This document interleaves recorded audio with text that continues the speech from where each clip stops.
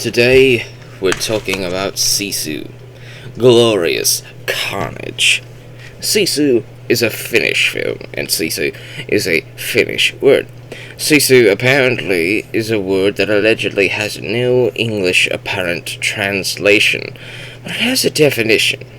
It means when everything goes crap and you just get up and go, and get everything, It's that courage from that last stretch, that refusal to go down.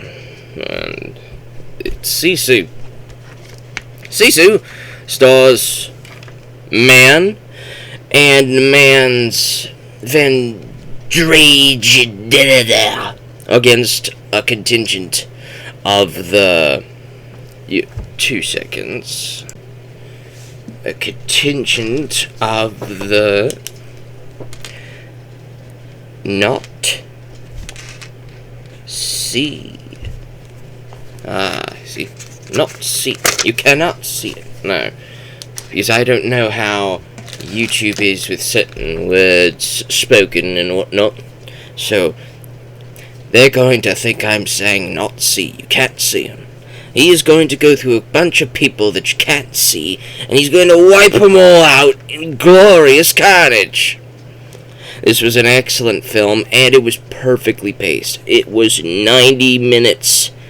That is an amazing length for a movie like this. When I did my over-dramatic, hilarious, not hilarious, John Wick 4 video, rambling video, I did not mention that it was nearly 3.5 hours.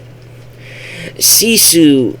if it was 3.5 hours, I would have been pissed. I would have been pissed off. This is not a movie that needs to be 3 hours. It doesn't even need to be 2 hours. But 90 minutes. 90 minutes is the perfect length for a movie like Sisu. It is the perfect length for most action movies.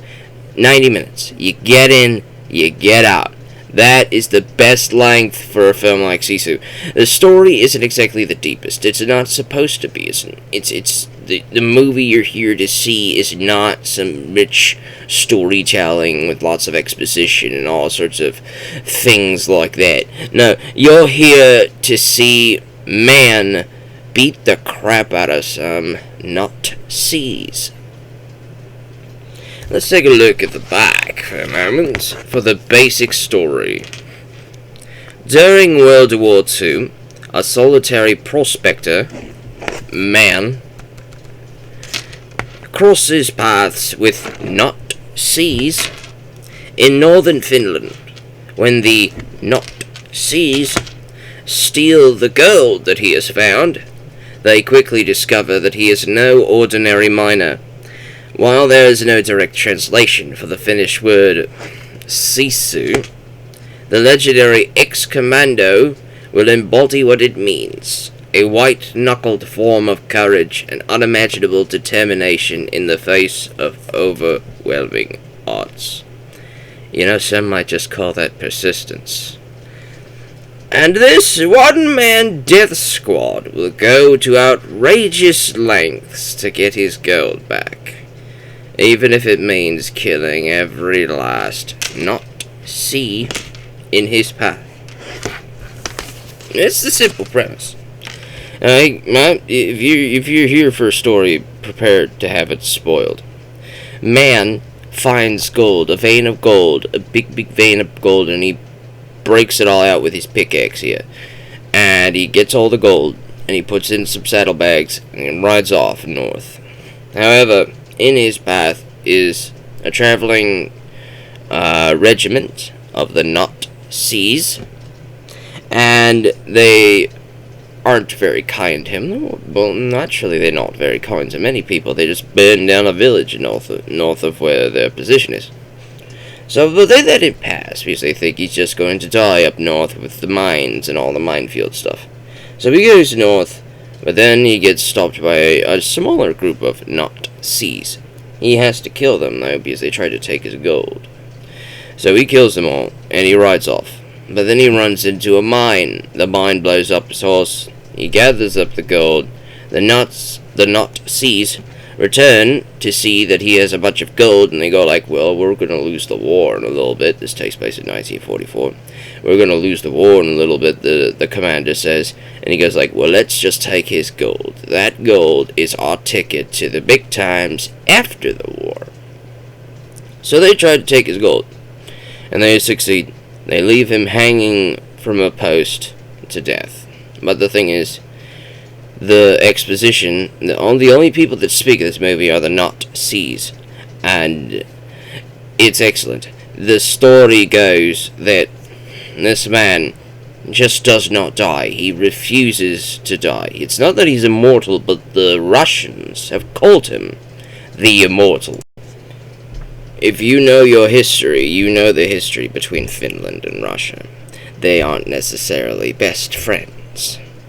So, this guy was basically let loose into the wilds, and he just wiped out any Russian he came across that tried to walk into Finland. His kill count is, at least confirmed, were over 300 Russian kills by himself. And there's probably a lot more that were unconfirmed. So naturally, he's a boogeyman to the Russians. The Nazis don't necessarily believe this story too much. They think it's a wild boogeyman story to scare them off. But then they realize, no, it's not. He is actually the boogeyman. He goes after them, and they all go die. And he gets his gold back. He kills the commander in the plane, and it's just a lot of over-the-top things. If you complained in John Wick 4 that John Wick has too much disbelievably livingness when he's supposed to die, when being hit into cars, run to cars, taking fall damage, and getting up like nothing's the matter, if you think that's unrealistic with John Wick, just wait until you watch Sisu. The man has a pickaxe, and there's a plane rushing at him. He slams his pickaxe at the bottom of the plane, and he goes up into the air with the plane. He's holding onto the pickaxe, and he starts pickaxing into the bottom of the plane, and gets into the plane from the bottom of the plane while it's in air, and he kills everybody on board. And then jumps out. No, he doesn't jump out, actually. He stays in the plane crashes, but he survives the plane crash. He gets his gold. He runs back to, I don't know where his home city is, but apparently it's somewhere. And then he goes to the bank, and he goes and drops off all of his gold. And then finally he speaks the first words he's ever spoken in the film in Finnish. He wants his gold transferred into bills because they're lighter to carry. And then cut to credits. Sisu is excellent. It is excellent. I have to have one con. I have to say that there's one con with Sisu, and that is that the Nazis do speak English. The Nazis. They speak English throughout the film, and of course that is a filmmaking decision to give this film more accessibility into the American audiences, because, they like hearing words that they can understand. It helps their brains cope and understand things like that. And hey, I can say that. I'm an American. And it's like, I would have liked for the Nazis to be speaking German, or some equivalent in World War II eras. I would have liked for them to speak German, and not a single word of English spoken throughout the entire movie. And that would have been fine for me personally, because that would have been period realistic. But then we have a man grabbing onto the bottom of a plane as it's taking off into the air. He's 1,000 feet up in the air, and he's banging on the bottom of the plane with his pickaxe while holding on to the wheel thingamajiggy to keep himself up, and he's just banging on the bottom to get in, digging a hole from the bottom up. There's a lot of unrealistic crap in here that is extremely entertaining. So this gripe about the Nazis not speaking German is irrelevant. This was incredibly fun. I just had to have at least one con, because I would have preferred them speaking German, personally. But I don't mind reading subtitles, okay? I don't mind. Whatever. Remember, they're the only ones that speak in the film, though, outside of some of the other people who do speak Finnish. The natives speak Finnish. The not Seas, the Germans, they speak English. And then they're the ones that speak the most, too. Either way, Sisu is a film that is definitely worth your time. It is 90 minutes. That is perfect. Please do not make a sequel to Sisu. Do not make a sequel to Sisu, but make other films that are like Sisu.